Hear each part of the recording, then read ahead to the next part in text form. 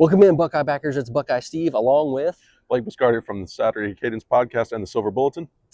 Man, it was a show today. It was. We got a lot of information really quick. It was packed. We had Ryan Day and the offense here today. Ryan Day started it off big, saying he's the offensive coordinator, basically. He did mention it was going to be kind of a group approach to play calling. Brian Hartline is at wide receiver coach, and it was just because of the grueling nature of the timing of things and where they need to focus their attention. So what were your thoughts on that, man? My first thought on that was Ryan Day saying he's going to be the primary play caller, or the ultimate decision maker per se, with the play calling in the Cotton Bowl and the college football playoff. Didn't surprise me a lot because you see how things are trending. We've talked about Brian Hartline's attention being divided. Ryan Day has said that. Again, whose fault is it? It really falls on the college football calendar. It's something that's out of the control of both parties. But I think Ryan Day is saying that Brian Hartline's going to be the wide receivers coach. He's still going to be involved. He said Keenan Bailey's going to be involved a lot. It's a group effort. And I think what makes it easier for Ohio State in this is obviously Ryan Day is an elite play caller. He's done it before. So this is not new territory for Ohio State. Just might not be the ideal situation. But when he said we have such a great group of guys on this staff, top to bottom on the offensive side of the ball, then this is something that you can execute because you have great input coming from guys around. Also, trusting Matt Patricia with the defense, I think, is a big deal because last year we know the involvement that Ryan Day had to have with Jim Knowles after the Oregon game. Matt Patricia is the CEO of the defense. He's in control of that defense, and you can trust him. He said that relationship's been great. So this is something I think Ohio State's a little bit more comfortable with, given all of those circumstances. But I think they're going to do a great job in the playoff. And that's not the only thing to unpack here. We'll get into the rest of it. But he did mention the difference in play calling. Having his nose in the sheet instead of eyes up on the field is a little bit of a different strategy for him. Obviously, he's been kind of the number one and ultimate vetoer of play calling throughout this time, and probably always will be while he is head coach at Ohio State. So it's not going to be much of a change, and he kind of emphasized that a little bit too. Like, he's always involved. Let's be honest, Ryan Day is an offensive guy. He made his living, I guess, as offensive coordinator before becoming head coach here. So not much is going to change in that regard. And he's always heavily involved in this offense. The other thing was we got to talk about right guard, right? Right guard has been an issue of concern all season long. And it sounds like Taker's out at least a couple of weeks. There was no defined amount of time if it was going to be the season, but he said, we'll play that as it comes. We don't talk about injuries. So he's at least out this next game and probably the foreseeable future. So we got Gabe Van Sickle, sicko mode, man. We got to get those nicknames in. Some of them aren't mentionable on air, so we didn't talk about those. So anything that you want to mention from the right guard situation? Let alone we didn't talk about. Neither did Carson Hinsman. He was pretty, he gave us a couple, and then he's like, those are not for everybody. That's just kind of in-house here for us. But he had high praise for Gabe Van Sickle. Ryan Day did as well. And then Josh Padilla continuing to rotate those guys, get them reps. And Ryan Day talked about trust. Just like in any relationship, he said you have to earn trust to get into that spot, and then you have to perform on the field, and that starts in practice, and it translates into the game. And that's what's happened for both of those guys. So he said they feel good about that.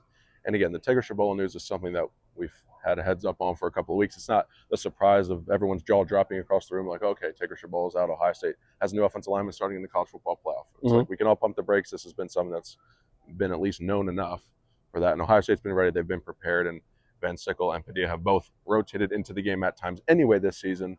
So this is like bringing in an extra starter. I think Carson Hinsman was the one who said that we found out we have more depth than we thought that we did with guys stepping up, which has been a huge sign, and that's also encouraging if you're the Buckeyes or an Ohio State fan to know that you're still in good hands regardless of who's going to be in that right guard position.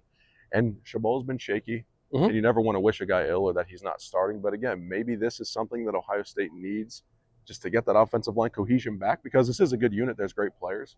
And Shabola's had his moments to shine too this season.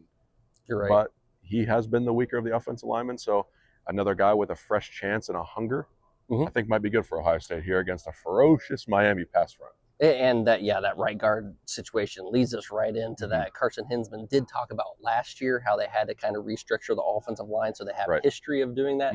They have a good solid 3 weeks to do that before they go face Miami on New Year's Eve in the Cotton Bowl, which is it's amazing that we get to have this opportunity. There's a lot of players from our team that were from the Miami area or South Florida area. There's a lot of players on their team that committed to us and then changed his mind later on. Their running back, Fletcher.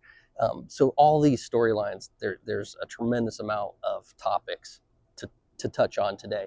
And Carson Hinsman provided some of those. He was a great interviewee. The best part of it was when he was doing the Zoom conversation. He was like, I don't know where to look. Where do I look up? Who do I look at when I'm talking? And it was just kind of funny. He was very humorous during that, and it was nice to kind of see some of that. But this team looks like they're locked in. They're ready to roll. And let's talk about Jeremiah Smith. Are we ready to move on to Jeremiah Smith? Because he was the highlight of the show today. Absolutely. And I think Jeremiah Smith coming to the podium, even before we get to the big soundbite that you'll give everybody, Ryan Day talked about it just as much as Jeremiah Smith and what he had to go through to play in that game against Michigan, just to show his toughness. So Buckeye Nation, if you were curious of Jeremiah Smith and how much buy-in that he has to this team and how much he's not just about number 4, he's about this team in Ohio State, that was echoed. They said, he should have been out 3 or 4 weeks. And Ryan Day actually said he willed himself to play in that game, didn't really practice that much. And then to play in that game wasn't enough. It was to play the way he did in that game too, despite that injury. It was a quad strain. And then to have that kind of performance, to play so well on just short amount of time, he didn't regret playing against Rutgers. He didn't regret playing against UCLA, when he was talking about that. But him stepping onto the field against Michigan was a much bigger deal than I think everybody anticipated into that, and just shows his toughness. And he did everything he had to do. He said, whatever I can do for my team, I'm going to do. And that's what he did to get back onto the field, listening to the trainers. And then him and Ryan Day just had a face-to-face conversation. And Ryan Day said, listen, we're going to go out and try to win this game with or without you, but we need you. We want you. And he said it took a little bit of a weight off of Jeremiah's shoulders, because you can see it in his eyes, how much he cares, how much he wants to be here out on the field at Ohio State, competing at the highest level in the most important games. And now he's fully healthy for the college football playoff with a big message. I thought what was really interesting before we get to that message was the fact that he went out against UCLA, played the game, tried to give it his all. He did get injured that week of practice, is what he told us. But he also said he didn't regret it one bit. He wants to be out there for his team. He wants to be out there competing at the highest levels. And he showed it against UCLA with that one-handed catch before he had to go out. So, I mean, this guy is not only just a workaholic. He's not only one of the best receiver in college football, and maybe of all time, he's generational. I know I'm throwing a little bit on his plate, but still, this guy is a once-in-a-lifetime type of guy that you're going to watch in Jeremiah Smith. And he's got the work ethic. He's got the mindset to back it up. But he did give us a little bit of a soundbite today when he was talking about the 2002 Miami Ohio State National Championship game and the animosity that's there. He's got it too. He grew up there. And he said, we got a little something to show them on New Year's Eve. And wow, I was like, did he say that? Because he kind of said it a little softly. Went back and looked at the tape. He sure said it. So he's providing it, and every time he provides it, he kind of backs it up. He did say he hates losing to Michigan. He's not going to do it again while he's here. And guess what? He didn't. And he proved himself to get onto the field in that game when he probably shouldn't have played. And that's just showing you the buy-in that you have from Jeremiah Smith, but also the competitive nature. He is ultra competitive. I think that's the thing you could say about everybody in this building. It's one of the most ultra competitive places in America. But you see a guy like Jeremiah Smith saying something like that. It's not from a place of arrogance. It's confidence in his game and in this team. And you're going to see that from the Miami side too. I mean, for these programs not playing in over a decade, they're pretty familiar with each other. Ohio State recruits in their backyard. There have been recruiting battles back and forth. Like you said, the decommits, Mark Fletcher. There's a lot of intertwining between these two programs too. And Mario Cristobal has beaten Ohio State. We kind of forget that. He's 1-0 against thinking about Ryan this. Day. Yeah, he was on the sideline for Oregon when they came to Columbus and beat them a couple of years ago. So Mario Cristobal knows what it takes to beat a team like Ohio State.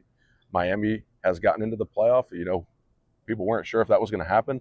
Now they're hungry. They go into College Station to beat Texas A&M at Kyle Field, hold that offense to just 3 points. So Miami's playing with some confidence and swagger too. And we are going to be in for a heavyweight fight in Dallas. And you see it with their fans too. Their fans are talking. They're ready. They talk about Ohio State's offense not being good. They can't block anyone. Well, they had 7 sacks in their last game against Texas A&M for Miami's defensive line, and that was where we didn't transition earlier. So we got to transition now because that defensive line, Bain is been mentioned. I don't know how many times he was mentioned. 4, 5, 6. Bain and Mesidor, both. Yeah.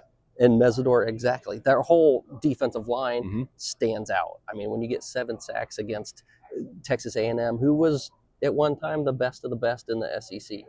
They lost that last game against Texas, so maybe not, but they're up there. I mean, they went undefeated until that last game in the SEC play. So this is a great team.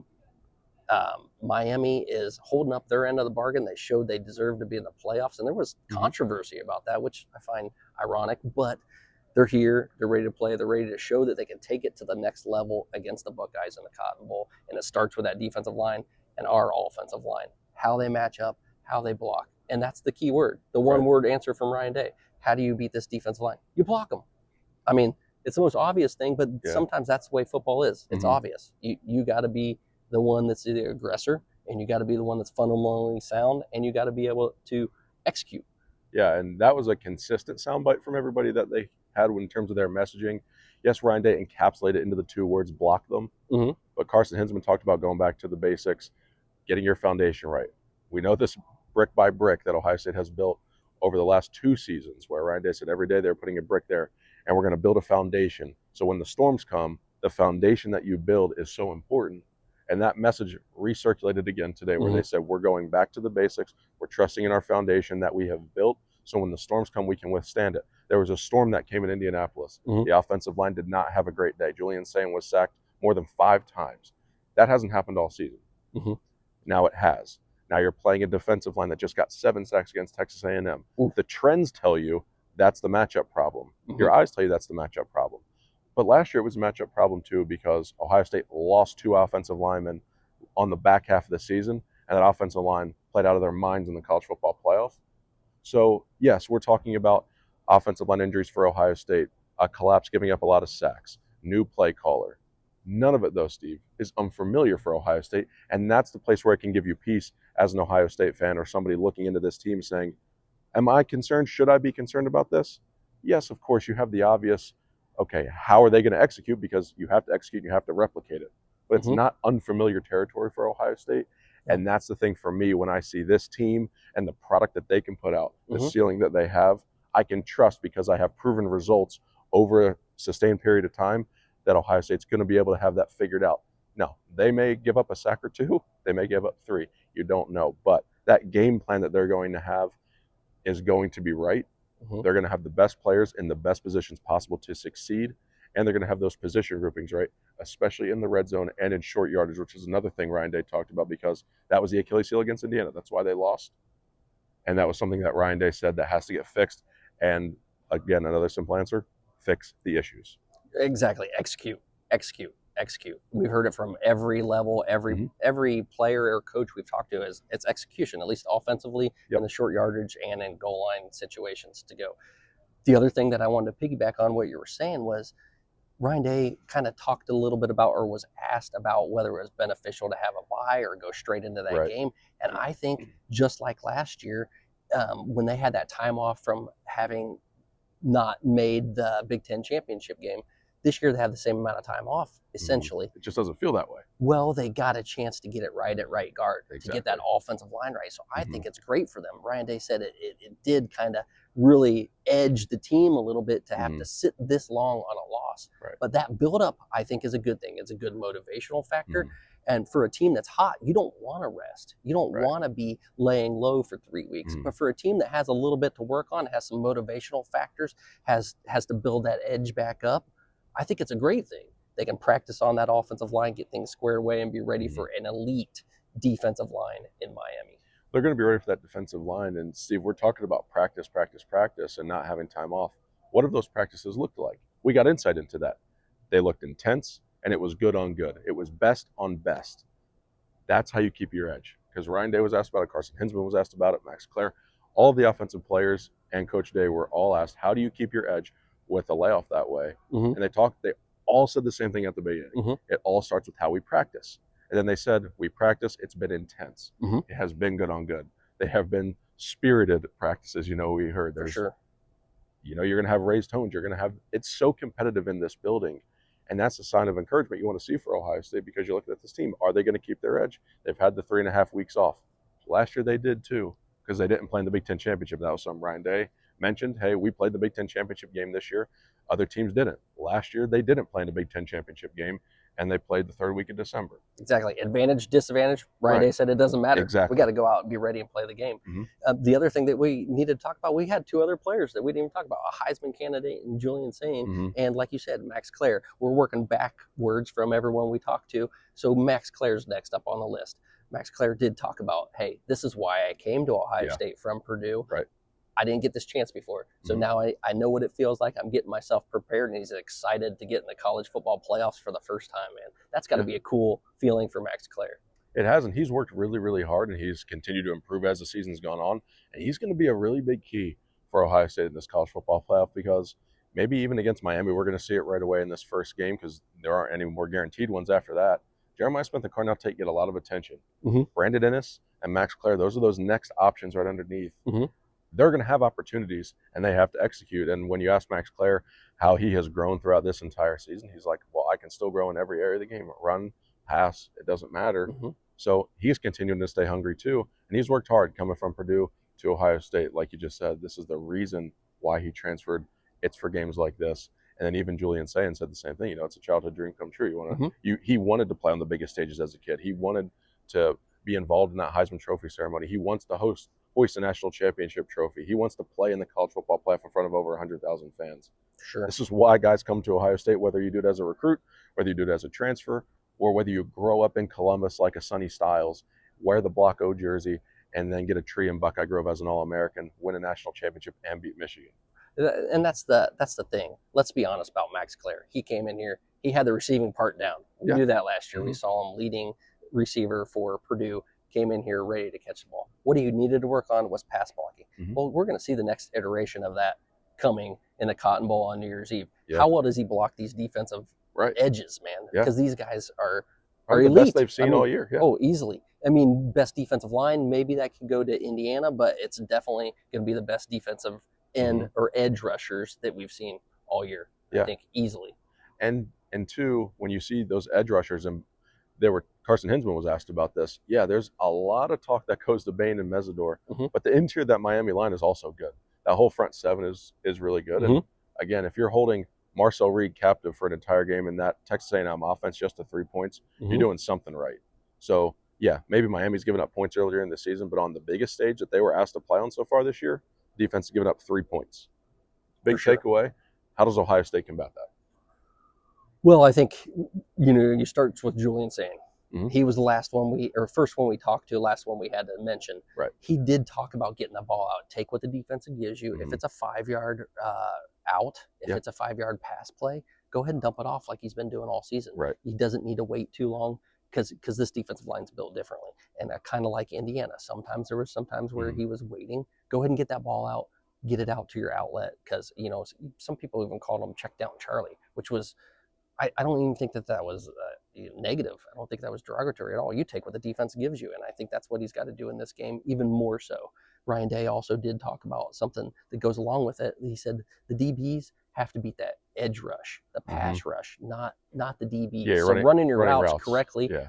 timing of your routes, and getting out of the break quickly is very important. So getting the ball away quickly is something that Julian Sayin's focused on, and that was really the only thing he gave us. He was pretty buttoned up and professional in this, wasn't he? He was, as he usually is, because he's a class act up and down, and he's going to let his play on the field do the talking, and that's something we've seen all season. We saw it in New York. We saw it again today. We're going to see it on New Year's Eve. That's just how Julian Sayin is as a player. And Steve, even you mentioned him taking the check down and saying, all right, if it's 5 yards, you move to the next play. That's part of the reason why Ohio State's offense has been so efficient, because they're not worried about having to connect on a big play. And even Jeremiah Smith was asked how he's grown in his mentality this whole year. Like, what's been the mental difference for you from the beginning of the season to the end of the season after having the full season under your belt? And he said, it's learning not to worry about what I can't control and taking what the defense gives you, let the game come to you. Because he knows he's going to have his opportunity to make plays. He knows the ball's going to come his way eventually. And he said he'll do whatever it takes for the team.